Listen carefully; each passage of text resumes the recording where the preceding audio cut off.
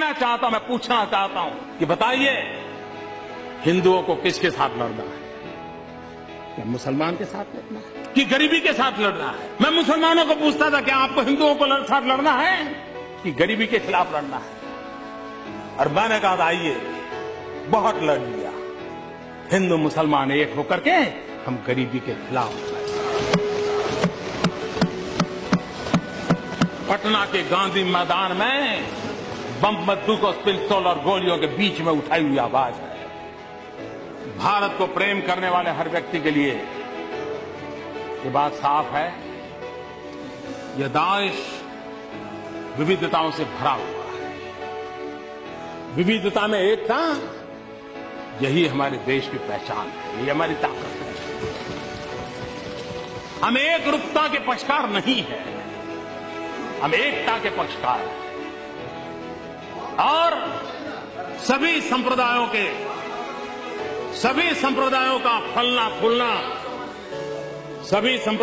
फलना फूलना, ये भारत की धरती पर ही संभव होता है। ये भारत की विशेषता है।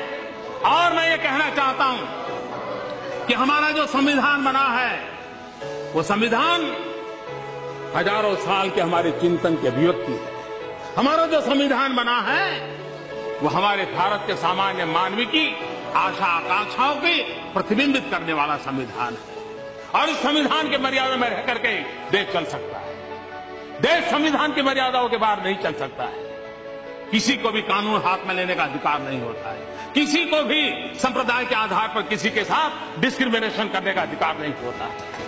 हर एक किसी को अपने साथ चलने का अधिकार है। और मेरी जिम्मेवारी है, सरकार में बैठा हूं, सरकार कैसे चलेगी उसकी जिम्मेवारी है।